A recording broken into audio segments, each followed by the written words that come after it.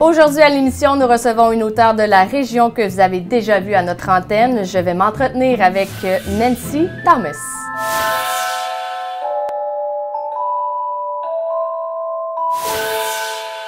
Alors Nancy, j'aimerais que tu nous expliques un petit peu, est-ce que ton métier d'enseignante t'a aidé à t'inspirer pour tes romans? Ben oui, effectivement. Moi, j'enseigne au secondaire depuis maintenant presque 17 ans. Donc, j'en ai vu beaucoup, évidemment. Et puis, je pense que le fait, justement, d'enseigner le français aux élèves, et parce qu'on est obligé de leur donner des livres à lire, des romans à lire, etc., ça m'inspire beaucoup pour l'écriture. Et puis aussi, j'apprends à les connaître davantage et à savoir ce qui les intéresse aussi dans la vie. Donc, c'est donnant-donnant à ce niveau-là, oui. Parce que là, tu as 4 livres à ton actif. Effectivement, oui. Les 2 plus récents, on a Mathéo et la Dame en noir. Effectivement. On va y revenir un petit peu plus tard. D'accord. Il y a aussi Beauté d'envoi. Oui. Ça, c'est ceux parus en 2017. Effectivement. Quels sont les 2 autres? Alors, le premier que j'ai sorti, c'est en 2013. Il s'agit de Coups de théâtre. Ça a été publié à l'époque chez les Éditions de la Paix, qui est une petite maison d'édition au Saguenay-Lac-Saint-Jean, qui a été vendue aujourd'hui, qui sont devenues les Éditions dans la vraie vie. Et ce qui est intéressant avec ça, c'est que ce sont des gens de la région de Valleyfield qui ont acheté ça. Oh, intéressant. Oui. Aujourd'hui, ils n'habitent plus la région, mais au départ, ce sont des gens d'ici. Coup de théâtre, c'est très simple. Il paraît que notre premier roman, ça raconte un peu ce qu'on connaît. Et puis moi, j'ai enseigné le théâtre pendant 15 ans. Et donc, ça raconte un peu cette histoire-là. C'est l'histoire, enfin, de jeunes qui commencent à faire du théâtre au secondaire et qui vont partir ensemble pour aller faire un festival de théâtre au Québec. Et là-bas, il va y avoir un enlèvement. Et puis, c'est un peu ça. Les personnages essaient de comprendre un peu ce qui s'est passé puis essayer de trouver le coupable là-dedans. Le deuxième livre que j'ai écrit, il s'appelle Une étrange gardienne. Alors, ça s'adresse à des jeunes de 6 à 9 ans, dont le personnage principal a des peurs nocturnes. Alors, effectivement, alors le petit garçon a des peurs nocturnes et il va y avoir dans sa vie une nouvelle gardienne qui va apparaître comme ça, qui va venir le garder, parce que d'habitude, c'est sa cousine qui vient le garder, mais là, elle ne peut pas le garder, c'est son bal définissant. Alors là, il va y avoir une nouvelle gardienne et elle a de quoi de particulier, c'est-à-dire qu'elle va tenter par son talent en dessin, d'aider le jeune garçon à surmonter sa peur du noir en lui donnant quelques trucs. Donc, ça parle un peu de ça. Ouais. Super intéressant. Beauté d'envoi, oui. Où l'on parle des drogues pour... les drogues de performance. Exactement, merci. Oui. Pourquoi avoir choisi ce sujet-là? C'est une histoire vraie, en fait. Si j'étais ici, dans la région de Valleyfield, en train de m'entraîner dans un gymnase, quand j'ai été témoin d'une discussion entre 2 jeunes. Alors, c'est des jeunes qui avaient peut-être 15 ou 16 ans à peine. Donc, des jeunes là, qui pouvaient être de mes élèves. Et ces 2 jeunes-là étaient en pause d'entraînement. Ils étaient tout bonnement appuyés sur une machine et ils se parlaient très librement de drogue de performance. Comme quoi, ça allait changer sa vie, que c'était donc extraordinaire, qu'il avait pris de la masse musculaire. J'étais complètement dépassée par ça. J'en revenais pas qu'ils se parlaient de ça librement comme ça. Et quand j'ai voulu m'approcher d'eux, ils s'en sont rendus compte de ça. Et ils sont partis. Alors, quand je suis revenue chez moi, j'ai comme réfléchi à ça, puis je me suis dit, attention, parce que les drogues de performance, c'est réel. On pense que c'est seulement les sportifs de haut niveau qui utilisent ça. On entend parler à cause des Olympiques, par exemple. Mais c'est faux. Les drogues de performance sont dans nos gymnases et ils sont dans nos écoles. Et là, à titre informatif, oui. là, quand on dit drogue de performance, oui, des on parle pas des shakes, là. On parle pas non, mais ça commence toujours un peu par ça quand même. Et puis, dans Beauté d'envoi, on voit justement l'évolution des jeunes qui commencent, par exemple, entre autres, en prenant de la créatine. Oui. Et puis, il y a de la créatine, bien, ils vont aller vers autre chose. Et puis, dès qu'ils s'intéressent un petit peu plus à ça, ils vont malheureusement entrer en contact avec des gens malveillants qui vont leur fournir, malheureusement, ces drogues-là. Et ce qu'il y a de particulier dans Beauté d'envoi, c'est qu'il y a 2 types de drogues de performance. performance. Vous avez, par exemple, le Dianabol, le D-Ball, qui fait prendre la masse musculaire, mais il y a aussi d'autres produits qui font maigrir. Et dans Beauté d'envoi, parce que qu'on le veuille ou non, nos garçons maintenant sont très, comme les filles d'ailleurs, ils sont très intéressés par la minceur, mais le découpage musculaire. C'est ça qui est difficile parce que c'est justement la minceur musclée ou la maigreur musclée chez les garçons, ce qu'on demande. Donc, sont aussi intéressés à aller vers ça. Et puis, ils vont vivre évidemment des drames au travers de tout ça. Et on va suivre, dans le fond, les personnages de Beauté d'envoi, justement, dans cette évolution-là, avec les drames et des tragédies qu'on vit par rapport à ça. Parce que la prise de stéroïdes anabolisants, ça joue énormément au niveau du moral, mais aussi au niveau social, par exemple. Est-ce qu'il y a eu des recherches que tu as dû faire pour... Parce que là, je t'écoute et tu ne veux pas employer des termes que c'est pas monsieur, madame, tout le monde. Même moi, je les connais pas. C'est quoi les recherches que tu as dû faire pour t'informer des différents types de drogues de performance et de leur effet sur le corps? J'ai fait des recherches dans des magazines comme Science et Vie, par exemple, au départ. Je trouve que c'est une belle porte d'entrée, en général, quand on cherche quelque chose au niveau scientifique. J'ai fouillé beaucoup sur Internet. On trouve beaucoup de choses sur Internet. Il y a des sites Internet qui sont particuliers au niveau de la santé, par exemple, la nutrition, etc. Donc, je suis allée voir aussi à ce niveau-là. Et dans la vie, j'ai aussi un ami, disons-le comme ça, une connaissance plutôt, qui a fait pharmacologie. Donc, cette personne-là était ma porte d'entrée, si on veut, avec des termes un petit peu plus spécifiques. Quand je n'étais vraiment pas certaine, j'allais vérifier avec cette personne-là. C'est quoi les témoignages que tu as reçus à la suite de la sortie de ce livre-là? Robert Froisy, qui est journaliste à Radio-Canada, a lu le livre et lui était très heureux de la sortie d'un livre comme ça, parce que lui-même, évidemment, fait des recherches à ce niveau-là, a fait paraître d'ailleurs des livres sur le cyclisme, entre autres. Le dopage chez les cyclistes, il y en a beaucoup. Et ce que lui dit, dans le fond, c'est qu'il y a toutes les étapes qui mènent un jeune vers la prise, justement, de stéroïdes et tout ce qui peut en découler, dans le fond, au niveau des drames et des tragédies qui peuvent apparaître par rapport à ça. J'ai eu des beaux commentaires. Il y a des profs maintenant qui le font lire dans les écoles. Et lui, ce qu'il disait, dans le fond, c'est que c'est un livre à mettre dans toutes les mains d'enseignants qui enseignent dans un programme particulier de sport.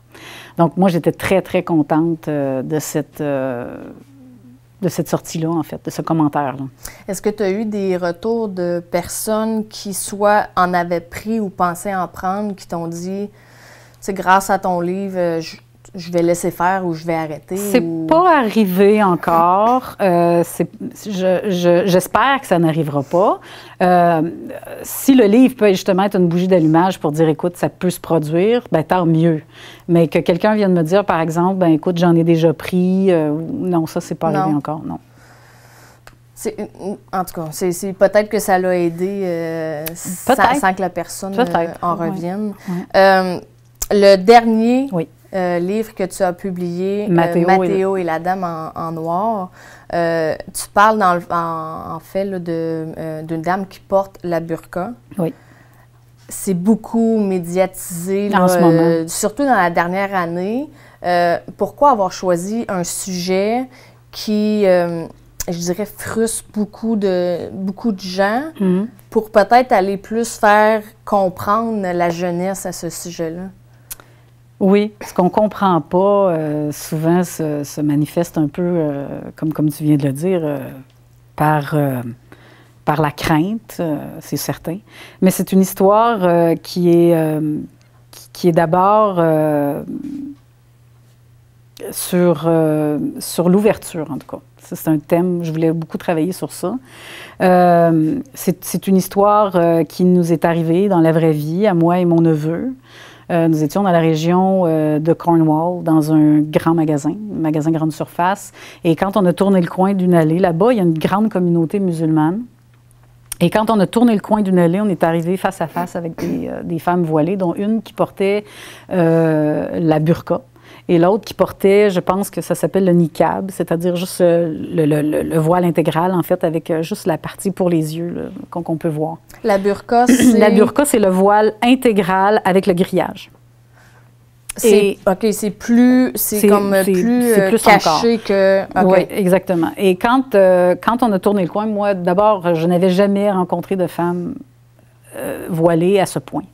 Et quand j'ai tourné le coin, j'ai été saisie de les voir. Et tout de suite, elles-mêmes, ça a créé un malaise, parce qu'elles-mêmes l'ont senti et elles m'ont saluée. Alors, tout de suite, j'ai salué. Elles étaient accompagnées d'enfants, tout ça. Moi, j'étais avec mon neveu et j'étais peut-être 10 pieds plus loin. Mon neveu m'a tout de suite posé la question, « Pourquoi, Tati, les madames sont cachées? Pourquoi elles sont en dessous d'un drap, tu sais, en dessous d'une couverte? » Et là, j'ai comme réalisé, j'ai dit, « Mon Dieu, comment je vais faire pour expliquer ça à mon neveu qui a 6 ans? » Mais à l'époque, il avait 3-4 ans, je ne me souviens plus. Et... sur le coup, je me suis dit, je vais lui expliquer ça, mais quand je me suis mise à expliquer ça, je l'ai faite comme une femme de 2017, avec mon bagage que j'ai en ce moment, tu comprends? Féministe de 2017. Et je me suis vite rendu compte que c'était pas ça. C'est pas comme ça qu'il faut l'expliquer. Chaque personne a une histoire. Cette femme-là qui a décidé de porter le voile intégral a son histoire. Pourquoi elle le fait, elle? Bien, elle le fait pour des motifs personnels. Et une autre personne peut le faire pour d'autres motifs. Et moi, ce qui m'intéressait dans cette histoire-là, c'était de raconter l'histoire d'une femme. Pas de toutes les femmes.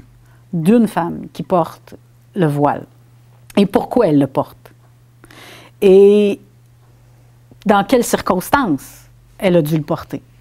Et ce qui est important de dire aussi, c'est que dans des parties du monde, il y a des femmes qui choisissent de le porter parce que traditionnellement, on le porte. Hein? Au Québec, ce n'est pas nécessairement traditionnel de porter ça. Et pour une femme québécoise, ça peut choquer, comme tu viens de le dire. Alors, c'était un peu de raconter ça, mais toujours avec une ouverture en disant, regarde, voici l'histoire de cette dame-là, qui, elle, a choisi de le porter pour X raisons, dont on apprend dans le livre. Hein? Mais toujours en se disant, la société actuelle est de plus en plus diversifiée et on va en voir, évidemment, de plus en plus de ce genre de vêtements-là. Oui, j'aime ça, j'aime ça. Quand tu dis que tu as pris une femme oui. Avec la raison pour laquelle ou lesquelles elle le porte et dans quelles circonstances, est-ce que tu as été chercher justement une femme, une connaissance, peu importe, une amitié pour aller, tu sais, comment tu as fait pour aller chercher justement quand et pourquoi? Alors, c'est une femme qui nous vient de l'Afghanistan. Donc, j'ai lu beaucoup sur pas beaucoup, mais j'ai lu quand même sur l'histoire de l'Afghanistan. Dans quelles circonstances, au niveau politique, comment tout ça s'est passé, etc. Et puis, j'ai inventé de toutes pièces l'histoire de cette femme-là. OK. C'est vraiment de l'imaginaire basé sur quand même la réalité. Faits, oui, exactement, oui. Qu'est-ce que tu répondrais à un enfant qui, dans ses paroles, tu pourrais percevoir peut-être du jugement par rapport à ça, dans le sens où on entend à la télévision, aux nouvelles, tellement de choses sur, justement, ils veulent nous imposer. Et ton livre, veut quand même aller peut-être en contradiction avec ça pour justement dire que premièrement, c'est pas tout le monde, il ne faut pas mettre tout le monde dans le même bateau. Qu'est-ce que tu répondrais à quelqu'un, jeune ou ado, peu importe, chez qui tu percevrais du jugement par rapport à... Bien, que l'habit ne fait pas le moine. C'est peu importe comment tu t'habilles dans la vie, ça ne te caractérise pas en tant qu'humaine, en tant que personne humaine. Il y a des punks qui sont de très grands lecteurs. Il y a des gens qui s'habillent différemment, mais qui sont avocats, etc. Il y a de plus en plus de gens tatoués en 2017. Et ça ne fait pas d'eux des gens qui sont criminels ou peu importe. Oui. Donc, la société change Et c'est cette vision-là du vêtement qui, dans ce cas-là, c'est une burqa, mais peu importe, on ne doit pas juger les gens comment ils sont habillés. Ça, c'est ce que je dirais à un enfant. J'aime ça. J'aime ça. Qu'est-ce qui pourrait t'inspirer d'autre, selon ton métier d'enseignante, pour des sujets futurs? Oh, mon Dieu! Il y a tellement de choses. Il y a tellement de choses. Moi, j'ai été enseignante ressources pendant quelques années. J'ai entendu des histoires assez incroyables à ce niveau-là de la part d'élèves. Il y a tellement de sujets. L'intimidation est un sujet, en ce moment, on en parle beaucoup, tout ça. Comment ça se vit au quotidien. Parce que nous, en tant qu'adultes, on ne le voit pas tellement, hein, l'intimidation. Ça se fait dans notre dos. On ne voit rien de ça. Des sujets comme l'autisme. C'est incroyable en ce moment comment l'intégration des élèves avec différentes différences, justement, là, différences d'apprentissage, par exemple, sont dans nos classes maintenant. Donc, il y a encore là des sujets qui peuvent être amenés... Vraiment. L'immigration, hein, on voit qu'il y en a encore beaucoup. Comment les jeunes se fondent dans la masse, comment ils arrivent à vivre, justement, une fois qu'ils arrivent d'un autre pays au Québec, comment ils arrivent à vivre tout ça, les changements, l'apprentissage de la langue, etc. Moi, j'enseigne dans la région de Vaudreuil. Et ça, je le vois régulièrement, des jeunes qui ne maîtrisent pas encore la langue, qui nous arrivent d'un autre pays, puis ils sont dans nos classes, etc. Donc, il y a énormément de sujets encore qui peuvent être intéressants à travailler. Intéressant, effectivement. On va prendre une petite pause. Parfait. Au retour, nous allons voir avec Nancy ses 5 lectures coup de cœur.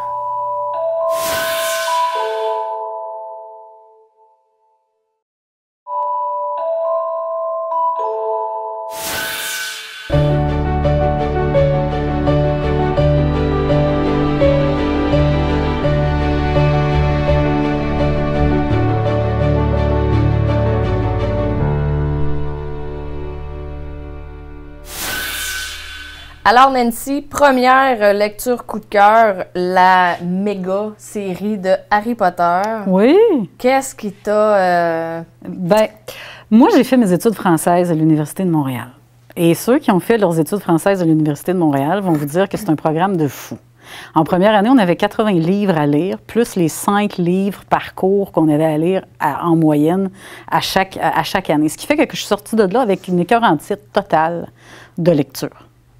Tu sais, c'est certain que là, quand tu m'as demandé quels étaient mes coups de cœur, j'aurais pu te parler de Balzac, Le Père Goriot, j'aurais pu te parler Le Rouge et le Noir que j'ai lu d'une traite, j'aurais pu te parler de Camus, La Peste, qui m'a levé le cœur tellement, c'est tellement bien écrit, Germinal que j'ai adoré, puis que à la fin, j'en revenais pas comment ça se fait que les gens s'étaient laissés berner, si on veut, par la seule personne qui pouvait les sortir de leurs problèmes, puis finalement, ils abandonnent. Donc, j'aurais pu te parler de tout ça, mais je me suis décidée, non, Nancy, tu vas aller vers autre chose. Et à la fin de mon bac d'études françaises, j'avais plus du tout le goût de lire. Vraiment pas. Et quand j'ai commencé à travailler à l'école secondaire Soulanges, il y avait plein de jeunes qui lisaient Harry Potter. Et je les regardais faire, puis je me disais tout le temps, qu'est-ce que c'est qu'il peut bien avoir là-dedans qui les intéresse tant que ça? Et on est à la fin de l'année scolaire. Je demande à une élève, j'ai plus rien à faire, tu sais, j'ai plus rien, ma correction est finie. Tout ce qui me reste à faire, c'est faire de la surveillance de corridor. Alors, je disais à l'élève, est-ce que tu me prêterais ton livre? Elle me dit oui. Eh bien, j'ai embarqué là-dedans. J.K. Rowling m'a fait raccrocher à la lecture. Je lisais plus par plaisir. Et Harry Potter m'a amené ce goût-là, tellement que je l'ai lu d'une traite. Je suis partie chercher le 2e et le 3e que j'ai lu dans une fin de semaine. Donc, Harry Potter, moi, ça a été comme l'élément déclencheur du retour à la littérature. En fait, du retour à la lecture. C'est l'univers complètement fantastique. C'est un petit peu de Tolkien, c'est un petit peu de fantasy, c'est un petit peu de toutes les bêtes fantastiques, des contes, des légendes anglaises, des fées, c'était extraordinaire, mais elle a réussi à mettre ça dans un monde parallèle à l'humain. C'est comme si on se donnait la permission de dire la magie, ça existe, tu sais. C'est vrai. Regarde, il y a une académie à quelque part, puis c'est fantastique parce qu'il y a des gens qui vivent vraiment là-dedans, puis c'est en parallèle. Moi, j'ai adoré ça, j'ai embarqué là-dedans tellement que quand le 4e est sorti, j'ai relu d'une traite le 1, le 2, le 3 pour lire le 4, puis j'ai continué comme ça. Et J.K. Rowling, c'est ce qu'elle m'a permis, dans le fond, de me raccrocher. Et elle m'a permis une autre chose aussi, J.K. Rowling. Elle m'a dit, Nancy, tu as le droit de ne pas aimer des choses. Et quand tu n'aimes pas un livre, ferme-le, c'est fini. Avant, je faisais jamais ça en études françaises. J'étais obligée de les lire, mes livres. Je trouvais ça plate. Proust, je suis incapable de lire Proust. Je vais avoir 50 ans à un moment donné, là, puis je vais me dire, c'est là que tu vas lire Proust. Puis je t'oblige à le lire, Nancy, parce que j'y arrive pas. Mais J.K. Rowling, elle m'a permis de dire, ça suffit, t'aimes pas ça? Ferme-le. Elle m'a permis ça avec son livre, Une place à prendre. Je m'étais donné 50 pages à lire. J'ai détesté ça. J'ai dit, un dernier 25. Puis au bout des derniers 75 pages, une fois que j'ai dit non, je me donne cette permission-là, j'ai terminé. Orgueil et préjugés de Austen. Ouais. Ça c'est mon côté fille. On a tous un côté film de fille. Ben moi, c'est Jane Austen. Jane Austen, c'est une femme qui a vécu... elle est morte en 1817, donc début du 19e. Ça nous parle de la gentry anglaise de cette époque-là. La gentry anglaise, on pourrait comparer ça aujourd'hui un petit peu à la moyenne bourgeoisie. C'est-à-dire que son père, à elle, était un prêtre, en fait. Il était... un pasteur, je veux dire, un pasteur protestant. Et donc, elle a vécu dans la vraie vie à côtoyer des gens plus pauvres, mais aussi des gens de la haute société. Et c'est toute cette société-là qu'elle nous raconte. Et ce sont des romans de romance où ça se termine toujours très, très bien. Et elle est un peu la précurseur du roman réaliste qui va arriver un petit peu après elle dans l'histoire de la littérature comme telle. Encore une fois, c'est anglais, hein? Vous avez remarqué? Il y a comme un petit filon là, que j'aime beaucoup à ce niveau-là. Oui. Le prochain, allons-y comme ça, Partie double de Chabin. Oui. Laurent Chabin, ça, c'est un roman, par exemple, que je recommande aux enseignants. Les enseignants qui ont des élèves de 3e secondaire ou des élèves qui ont un petit peu plus de difficultés en lecture. C'est un roman très intéressant parce que ça raconte l'histoire d'un auteur qui reçoit un coup de fil de son éditeur qui habite à Vancouver. Et l'éditeur en question lui dit « Écoute, la prochaine fois que tu passes dans le coin, viens donc nous voir. Tu sais, on sait que tu es venu dans le coin, tout ça. » Il dit « Mais non, je ne suis pas allé du tout dans le coin. » Il dit, arrête, on a vu, on sait que tu étais en signature dans des librairies du coin. Et là, il se rend compte qu'il y a quelqu'un qui prend sa place et qui se fait passer pour lui et qui fait des séances de signature, fait des conférences en son nom, etc. Et là, lui va essayer de trouver qui est cette personne-là qui se prend pour lui. Ça se lit super bien. C'est un roman écrit en jeu. Il y a 2 narrateurs. Il y a le narrateur, le personnage principal qui est l'auteur. Et il y a aussi un docteur, je pense qu'il s'appelle Dr. Hunter, qui aussi devient narrateur à un moment donné dans cette histoire-là. Je vous en dis pas plus, parce que je pourrais vous voler le punch, puis ce serait pas fun. Mais c'est très court, ça se lit très bien. Les élèves, puis il y a toujours un petit oups, une petite boucle qui nous ramène au chapitre qui suit, puis on a envie de suivre un petit peu. Donc, pour les élèves qui ont un petit peu plus de difficultés en lecture, c'est un bon moyen de les raccrocher. Faut que je l'aille. Les tribulations d'une cuisinière anglaise de Margaret Powell. Alors, Margaret Powell, ça fait déjà un petit moment que c'est sorti, mais c'est redevenu populaire dernièrement parce que les auteurs de Downton Abbey se sont inspirés un peu de ce livre-là, en fait, beaucoup de ce livre-là, pour écrire la série Downton Abbey. Alors, on va suivre Margaret Powell parce que c'est une biographie, c'est écrit au jeu. Et elle nous raconte son histoire. Elle est arrivée, je pense, à 15 ans ou 16 ans comme aide cuisinière chez des nobles. Ben, pas chez des nobles, mais chez des riches. Et puis, on voit aussi les différences entre les bons maîtres et les moins bons maîtres et ce qu'elle doit faire. Il y a une scène, entre autres, dans le roman où elle nous explique qu'elle nettoie le poêle. Parce que vous saviez qu'à l'époque, c'était des poêles, poêle à bois. Elle cuisinait là-dedans. Et elle devait frotter tous les matins le poêle à bois avec du graphite pour qu'il devienne noir, là, un miroir. Hein.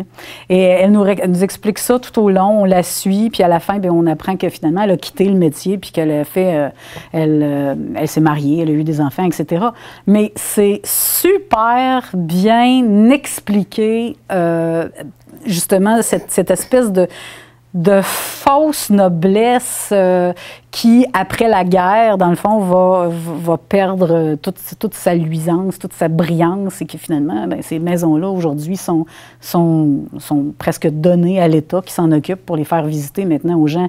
Mais elle a vécu, pour vrai, ça. Tu sais, la table qui est ailleurs. Les domestiques ne mangent pas à la même place que les riches. Les clochettes, les fameuses clochettes, là, quand un sonne, deux sonnent, c'est qui, puis qui doit y aller, qui doit aller ouvrir la porte quand ça sonne. C'est extraordinaire. Moi, j'ai aimé beaucoup, beaucoup, beaucoup ça. Nancy, tu es extrêmement inspirante.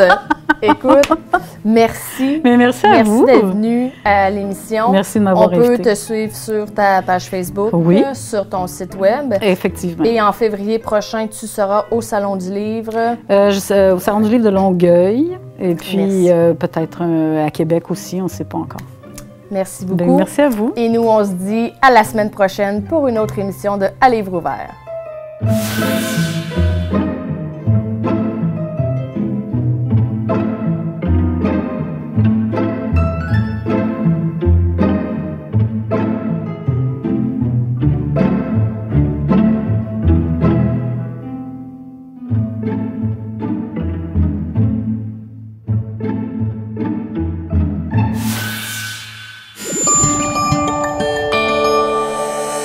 Nous TV, fiers de faire rayonner notre communauté.